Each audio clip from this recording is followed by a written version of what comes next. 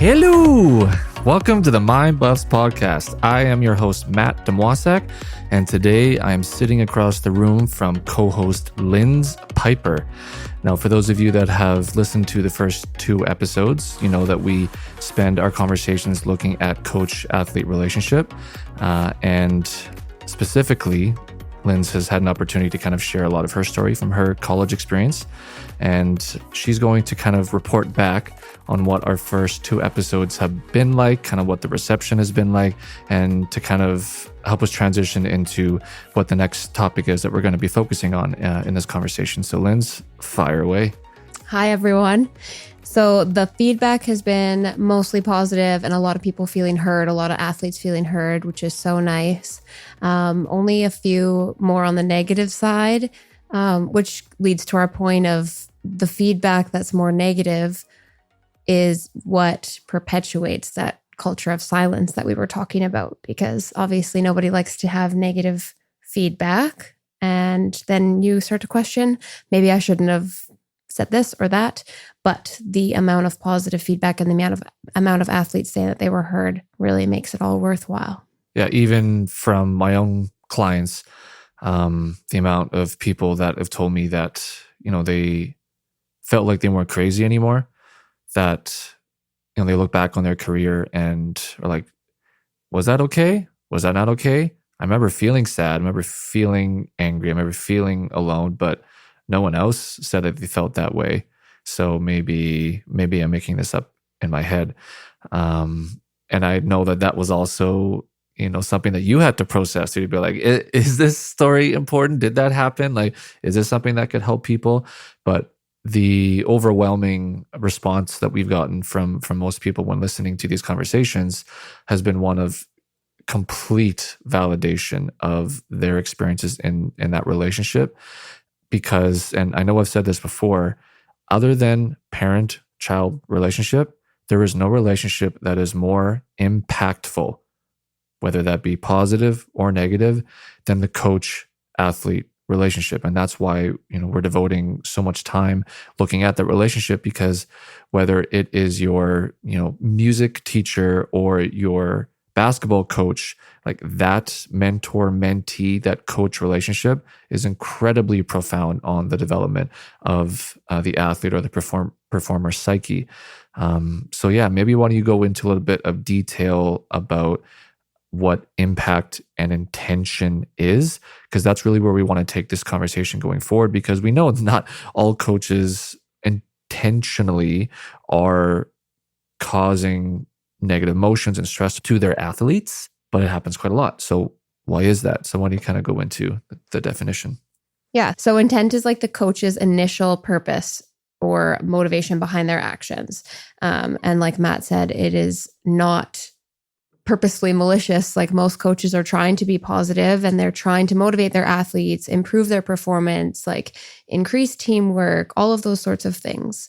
So for an example, like a coach might be trying to motivate their players by pushing them, but sometimes that encouragement or pushing their players is through tactics like yelling at them or having them run more, whatever it is, right?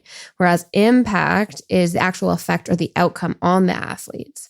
So sometimes despite those positive intentions, like we said, the coach's impact and their behavior might not align with what the athletes need. An example of that, again, is like really intense demeanor during practices or games. Again, might be trying to motivate the athletes, but it actually creates like a lot of stress and anxiety in the athletes. Right. And so even going back to our first two conversations, we're not here to criticize the people that are coaching. We're here to criticize the tactics that are being used that have been around for decades and decades and decades within sport. So we know that there are great coaches that have really bad moments. And what we want to be able to highlight is that even though we know that your intention as a coach is to win, is to be able to get the highest level of performance that you can out of your athletes, we need to move away from tactics that resolve to using fear as a motivation. If you don't play better, I will take your playing time away. if you don't increase your shooting percentage, I will take your time away. And that is kind of the tactics that most of us have kind of grown up being accustomed to in our careers. And what we know is that when there is a fear element in that coach athlete relationship, all that does is activate a low to moderate hum of that fight or flight response the entire time that athlete is around that coach. And we know you cannot be in flow state. You cannot access your procedural memory, which is all of the drills that you practice your entire life so that you never have to think about it when there is fear present. So what we're trying to kind of highlight in today's episode are like different ways in which we are still having the same intention. We're still looking for the same result, but the impact we're having is far more positive, far more beneficial, which means it increases the performance of the athletes by just approaching that relationship with more care and more concern in terms of how we are treating our athletes emotionally. Yeah. And we will say this all of the time because Matt and I have also both been coaches. We know it's a lot of work and we know that the focus is, we want to win, but there are better ways to do it that more coaches should implement. Yeah. One of the other things I wanted to kind of comment on before we really jump into today's episode was just kind of briefly talking about some of the negative feedback that we got from the first two episodes. We're not going to be those people that every time there's a negative comment or like negative response, or like we're going to respond to that and justify like what we did or what we said. That's not the point, but also just to highlight more evidence as to how difficult it is to have important conversation within sport without it feeling like we are isolating people or trying to convince other people that, you know, their experience must have been horrible as well, or whatever that connotation is. But, and I know this because we've had several sessions with other athletes that talk about this, it is incredibly confusing and very complex to process your relationship with the coach where there are 50% of the memories as being really positive, positively impactful, someone who really believed in you and supported you. And yet the other 50% kind of borderline abusive, of being made fun of and invalidated in front of your entire team, of being blamed that the loss happened because you didn't perform. You know, these tactics that are clearly coming out of anger. And when you're that player that has experienced both the love and the hate from your coach, that is a very difficult thing to process. And so we might notice that we kind of have these defense mechanisms of trying to protect the part of ourselves that hasn't wanted to truly see what our experience was like, to remember only the good parts. It's one of our brain's most fantastic survival mechanisms in childhood that, you know, if we had a okay or not so great childhood, we'll intentionally not remember, try to avoid the negative things that happened because it hurts to think about it. So we'll kind of make the experience seem like it was better than it really was. Otherwise, it hurts. So the culture of silence is perpetuated in large by people not wanting to face their own reality of like, actually, this has been difficult for me too, or the way that that person is behaving is not okay. But in order to support someone who is sharing their story and trying to speak out, you also have to acknowledge for yourself that there are things that you need to process as well. And so, you know, kind of bringing this last point to like a simplistic summary, people's avoidance of conflict, people's avoidance of difficult emotion is a large reason why change doesn't happen within sport, within work, within a lot of different like organizations, because it means you actually have to have really difficult conversation about how we can make things better. So, you know, we're happy that we're getting both positive and negative feedback because it means that we're touching the right sore spots. Yeah, exactly. And also, if you are somebody listening and you have not had that personal experience, we just urge you to think about like people you know that may have, or if you are seeing behaviors that might be impacting other athletes in a certain way, that's great that you have not had a negative experience with a coach. We love that for you, right? So it's just paying attention to your teammates too, rather than just yourself. Yeah. So I kind of wanted to share this quote from a research article that was looking specifically at the coach-athlete dyad, that relationship. It's kind of one of the early comments made in the introduction section to kind of lead into how it was highlighting the importance of that relationship being needing to be really positive. So the quote is, studies have reported that close dyadic relationships based on respect, affection, and commitment benefit the development of athlete excellence, contributing to the personal growth of both athletes and coaches.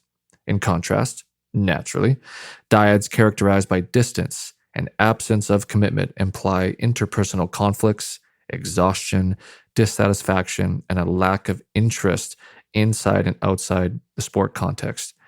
What's important to know about that relationship is that the more the athlete trusts and feels unconditionally safe in that relationship with the coach, the higher the ceiling is for the potential of that athlete. So if your intention as a coach is to win, is to get the most out of your athletes, you need to completely retool the tactics that you are using and move away from those traditional like motivational tactics and focus more on relational tactics of just making your entire team feel safe and heard and seen. That literally has a direct correlation to increased performance. The research has been there for quite some time. So we're not asking you to, be super soft and be really squishy and only consider the emotional needs of your athletes and to put away all the coaching tactics and the strategies and the game plans. No, there's a way to merge both all of your expertise as a coach, but like softening your relationship skills, and you will see a complete 180 shift in the culture of your team. Totally. And I'm just kind of giggling to myself as we talk about this because I can picture coaches being like, I don't want to be soft, but you explained it really well. You are not changing your technical coaching skills. It is all the relational and communication skills that Matt's talking about that will make that huge, huge difference. Yeah. So again, the thing that we want the rest of our conversation to kind of look into is that impact versus intention. Again, like for those of you that are coaches, that are mentors, teachers, like unless you're an asshole and you just embody that, there's nothing I can do for you. Like good luck having happy relationships in life. But I know for the vast majority of you people, like you obviously want to have a good impact. You want to both have success. You want your athletes to like you. But if you have kind of hidden agendas of you personally wanting to have success, of you personally looking good, whether it's within your league or looking good to higher levels within sport for your own development as a coach, if that is your priority, your impact on your players will be negative because you will be prioritizing the wrong things. It's the basic like control the controllables in sport, right? As a coach, if you're focused on winning and your own career advancement, you are going to lose sight of the little things you need to do to even achieve that goal. So I hope this conversation today is just kind of an opportunity for you to maybe challenge what your priorities are, what your intention is when you get to the rink, whether it's like a practice or a game. Yeah. And there's 4 specific strategies that we could talk about for the impact versus intent. The first one is having self-awareness, right? Knowing what your intent may be perceived by or perceived as by your players. Am I having a positive impact on them? Am I motivating them the right way? Am I reaching all of my players, right? The second one is effective communication, which sounds like common sense, but communicating with your players what you're trying to achieve, what your intent is, right? They can then start to almost align what they're doing with what you're trying to achieve rather than having, if it's whether it's a hidden agenda or not even a hidden agenda, your players just don't know what you're trying to achieve because you haven't talked to them about it. So the communication is a huge one. And that goes for any position of power, coach, employer, teacher, anybody, that communication. The next one's adaptability. So coaching, you should be willing to adapt your approach based on feedback that you get from your players and other coaches. Maybe that's a swallowing your pride situation where you don't really like the feedback that you're getting. But if you're noticing or you're getting the feedback that it is not having the impact on your players that you originally intended it to, having that ability to adapt and change and make those adjustments is just going to support you as a coach and your players. And then the last one is accountability. So again, taking responsibility for the impact of your actions. Again, swallowing your pride maybe. If you have upset somebody, you likely did not do it on purpose, but having the accountability to accept that, okay, maybe I did do something the wrong way. How can I change that? How can I move forward with this player and support them in the way that they need? I love those. Let's like kind of go back to the top there, that first technique that you talked about, that skill. Yeah, the self-awareness. Yeah. So when we look at like increasing the size of our team here at Mindbuffs, which we're currently doing right now, we're bringing in admin staff, we're hiring 2 new students, we're interviewing another psychologist. Our interviews are like 80% focused on trying to discover how self-aware are you as a human. If you're not self-aware, you have no idea the impact that you are having around you. You're living in your small little world where you think that everything that you're doing is working really, really great. It's that kind of that complacency, that surface level like focus in life. It's very shallow, short-sighted, and over time, it creates issues in your life personally because you're not growing, and you can kind of see the landmines that you're just leaving this trail behind you in your relationships. You have to be self-aware, and that is a lifelong journey. Socrates, know thyself. This shit has been around for a long time. It's not some new secret in performance psychology that you will perform better as a coach, you will perform better as an athlete if you are more self-aware. This is like step 1 to everything. Even when we do therapy with our clients, we don't even get into the juice. We don't dig up the trauma. We don't start using any of our fancy tricks until we know that we can see that our client's level of self-awareness is increasing and that they're prioritizing that just as a value in their life. So it starts here with everything, no matter what we're talking about. Yeah. And I'm thinking immediately of your and Kayla's podcast of, am I the problem? Yeah. Is it me? Sometimes that self-awareness helps you realize that. Totally. Yeah. We know that going over video, right, with your team is one of the most important ways to be able to prepare for who your next opponent is. Most important way, even more so than practice. Like the research is actually really close in this in terms of whether or not we improve more during practice or when we actually like break down film to actually see and analyze how we're performing. As a coach, you need to bring your own game film for how you're communicating to your team. It's not that after every game, you are being self-critical and ruminating on every little imperfection that you feel transpired during that game. It is wondering, okay, did I actually have the impact that I intended? And even if your intention is pure, that your intention is rooted in something really great, sometimes it does have the opposite impact. And that kind of brings us to the fourth point of like, just take accountability for the fact that you just missed the mark just by a little bit. Like, I'm really sorry that that's how you felt. My intention was this. I'll try to improve the way that I communicate with you going forward. That moment on the receiving end is one of the most amazing things that you can possibly experience. I don't know if you've ever experienced that, like outside of your relationship with your boyfriend, but that moment is just so good. Yeah, I'm just thinking of any relationship you have in your life, if somebody came to you and said, you know what I planned on doing didn't come across as I wanted, didn't play out as I wanted, however it was, hearing that from somebody, you would just feel so good knowing that like, they actually care about how I feel or how I perceived it, because if they didn't, they wouldn't be following up with it. I think of, for those of you who are also Ted Lasso lovers, and honestly, if you play sport and you haven't watched it, there's something wrong with you. Like, I find a way to watch it. Use a friend's Apple, pirate it if you must. I mean, I didn't say that. Do whatever you want. But there's a scene early in the first season where like one of the lead actresses is challenged by an older peer, where it's like, does your boyfriend ever take accountability? Because accountability matters. And when she thought about it, you kind of see her world just like replaying the entire relationship tape, going back to every time there was a fight, every time that there was a disagreement, anytime there was conflict, and never in any of those moments was there any accountability taken by her partner.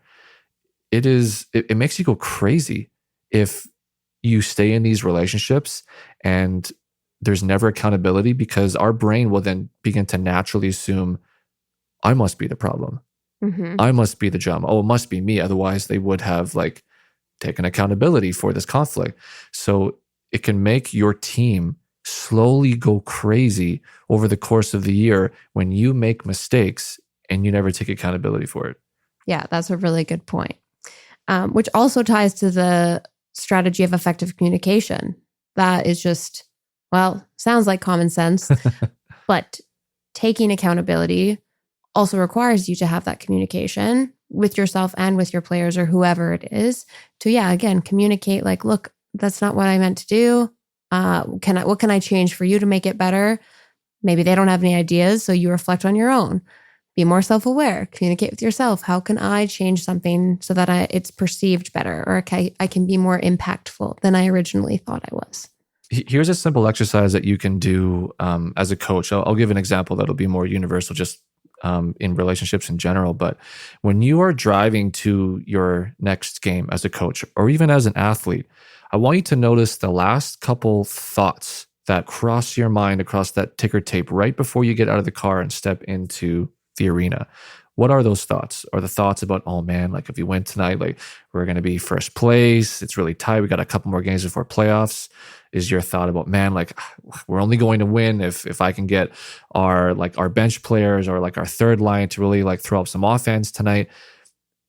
If those are the last thoughts you're having, which by the way are totally normal, and of course you're going to have those thoughts, but if those are the last ones before you put that coach hat on and step into the arena, every thought, every feeling, every intention that you have is going to be governed by those outcomes, which are completely outside of your control.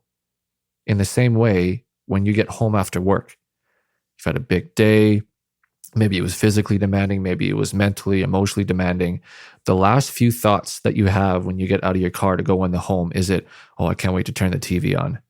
I can't wait to just sit on the couch, eat some food, and be by myself. You walk in the door and this bright, beautiful smile and these big eyes from your partner's like, welcome home, sweetheart. And you're like, oh, I'm not ready to connect right now. If we're not aware that like our intention was to actually kind of disconnect, and we come home and our partner's like, I'm ready to connect, everything you say, everything you do is going to come across as awkward, uncomfortable, and you're going to be creating micro conflict the whole time because what your partner wants is completely different than what you want. I know all of you know what I'm talking about right now.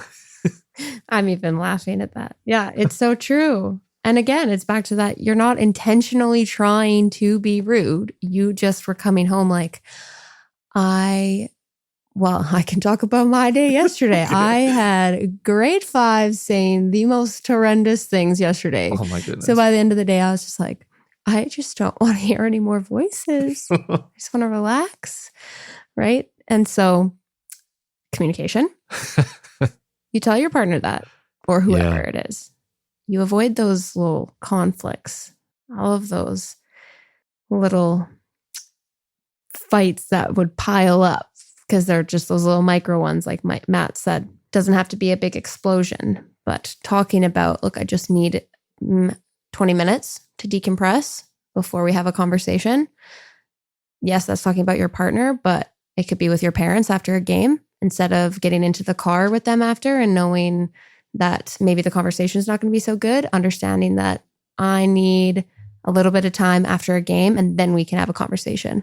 Allows you to be prepared for the conversation, but maybe also allows the other person to simmer down a little bit before having that conversation. Totally. And like as a coach, like you have way more power right? We talked about in that first episode, that power differential between coach and athlete is massive. So the onus is on you to be the adult. Put your big boy, your big girl pants on and like start to take accountability for the ecosystem that you are creating and maintaining, because that's on you. That's your system. And you are inviting the players into that, which brings us to the third point you would mention, which is adaptability. Man, I'm sick and tired. Like I have no more patience left when it comes to like coaches who just coach one way. It it just drives me up the wall. There's no research to support it. There never has been. It's egotistical. It's stubborn.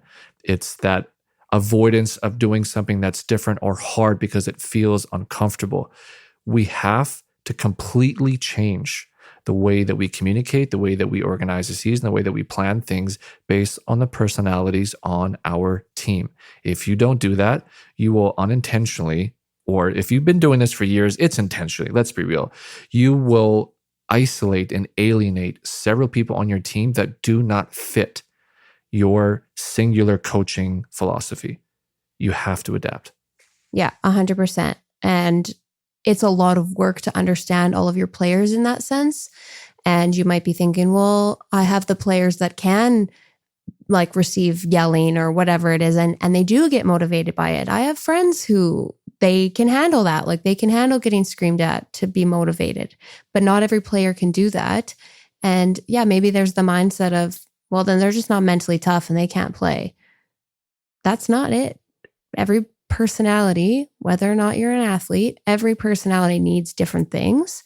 And just as a coach, like you should be proud of like the position that you're in and the respect that you've earned to be in this place of power and having these athletes look up to you. So this is just part of being that safe person for them and like being a coach and helping them reach their peak. Totally. Again, like that coach-athlete relationship, it's just symbolic for so many other relationships in life. If you are trying to approach life the same way every single time without considering how it's impacting the people around you, you will not have great relationships. You just won't. And so it's not a difficult thing. It's not rocket scientist. It's not that you are completely remodeling yourself to be someone completely different. It's learning to take like what your natural strengths are as a coach, as a leader, as a communicator, and trying to walk across that bridge halfway with each one of your different athletes to learn like what do they need to come their half of the way. And so you really are, as a coach, more responsible for modeling healthy relationship than you are getting your athletes to a higher skill level in the next year. That's on the athletes, right? Your job is just that season to create the safest environment that you can for the potential of each one of your athletes to reach as high as it can. And it does not happen when you're using those old school traditional fear tactics or isolating individuals, calling them out in front of the team. Like Lindsay said, maybe you have like one crazy old soul on your team that likes that, but you need to communicate that clearly that they're okay with that as a motivational tactic. Otherwise, it could very likely be a traumatic moment that they carry with them for the rest of their life. And I'm not being dramatic. Mm-hmm. I'm not. These are the sessions that we have with our athletes. Yeah. Yeah. It's 100% accurate. And again, just really trying to look past that resistance to change if it's kind of in the back of your mind. And well, this has worked for me for years and years and years. It won't always work. And I want to like reiterate that huge point that Matt just said. All it takes is the one time for that one player who used to be able to take that to no longer be able to take it. And then it changes their perception of you, their perception of themselves, their perception of their sport, right? It's very, very impactful. And we just want everybody in the sports world to be happy. Not that you'll be happy all the time. No, because sport is also suffering. Yes. But just watched that Captains of the World Netflix doc about the last World Cup in Qatar. And which captain was it? Was it Messi? I think I'm forgetting which one it was, but essentially they talked about how like the most difficult thing in soccer is like going to like penalty kicks, just the amount of pressure that is there when everyone in the arena is looking at you to score that goal or make that save. And he's like, it's suffering, it's painful, it's agony, like being in the moment. But like soccer is suffering, and so is life. It's not that we're supposed to avoid conflict, avoid pain, avoid suffering. When we do, that's where we typically create mental health issues. It's like, what difficult conversations do I need to have with myself or with my team to be able to evolve, to get to that next level? Just as kind of we wrap things up here, I had a question for you just to kind of highlight how similar your different intentions might be, but maybe how different the result is. So when you think back in your career as a basketball player, what intention did you need to have for you to play your best, like as a player? The one that I needed to have, Yeah, the but one I you needed. maybe didn't have. Yeah. Well, needed to have would be just going out there and being confident that I know what I'm doing. And I'm just thinking of like being in the flow state, which we've talked about before, when you get out there and you know what you're doing. So you're not overthinking anything. You're not being terrified of making a mistake and getting pulled off or getting yelled at or whatever it is. To me, that intent is just staying calm and knowing like you're good at this. You know what to do. Just go and Trust do that. yourself. Yeah. Like I can trust myself. I can trust my skill that I have enough. Yeah. Yeah. And if that was the intent, oftentimes the impact is that you do perform well. Yeah. Because you are in that, well, I say easygoing because to me in my flow state, like that's what it sounds like. Yeah. That easygoing performance. I'm just doing what I do. Yeah. Right. So like really simply, like if your mindset, if your intention was like trust, whether it's like trusting yourself or trusting your teammates, that is kind of like the door to access flow state for you. What intention do you feel like you had on most nights when you weren't feeling that way? Either don't mess up or like something around like you got to play lights out. Got to play perfectly. Yeah. Don't make a mistake. Yeah. Right. I'm assuming that didn't work out for you. Correct. Most of the time. For me, the one intention that it sneaks in, it's like, it's not like I'm like preparing that's my focus, that's the mindset I want to have when I play. But for me, especially in team sport, it's like I need to be perfect. I need to, this sounds like egotistical, I need to carry the team. Like I'm typically one of the higher skilled players on most teams I play. So I put that extra pressure on myself. Like I need to be great for the team. I need to score the goals for the team. I just play like hot garbage every time that's my intention. And what ends up happening is that I will get angry at myself and angry at my team when either myself or my team is imperfect. Wait, let me see here. Does that mean that I'm always angry in those games? Yes. It means that I'm always angry in those games because perfection doesn't exist in sport. Well, unless you're a goaltender, you lucky bastard. You get to have one of the rare positions in sport where there is perfect statistical data for you being perfect. But my intention when the impact I'm having is at its greatest is connecting to myself, connecting to my team, connecting to the puck, to the moment. Connection is my word that I use. And even that's the word, I don't use it every day. You can ask my wife, but when I do, I'm a great husband. When I get home, park the vehicle, walk up the stairs, it's like I need to tell myself connect.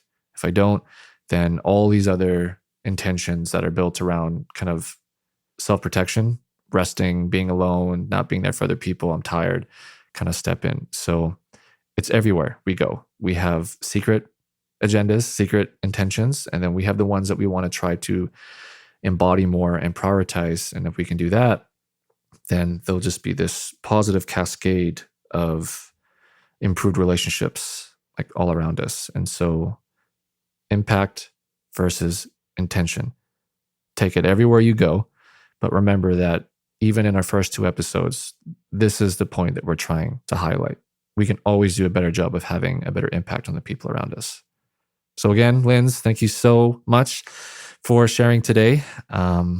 again, I cannot wait for our next episode. Leave a comment. Contact us if there's something that you like or that you don't like. If there is a conversation that you feel, whether it's specifically within coach-athlete relationship, within sport, that you think would be really beneficial for you to hear or learn more about, let us know. I'm going to do that cringy thing right now where I say like and subscribe. Do that gross thing that we all try to avoid doing, but it helps us know who our audience is, the kinds of conversations that you guys are wanting to have. And if you know that there are people in your life that would benefit from hearing these conversations, don't do it for us. It's not for our data, our numbers. If you know that these conversations can improve the life of someone you know, send it over. Let them know. It's 30, what do we do? 35 minutes, not bad. So again, thank you so much for listening and super excited for our next conversation. Thank you. Take care. Bye.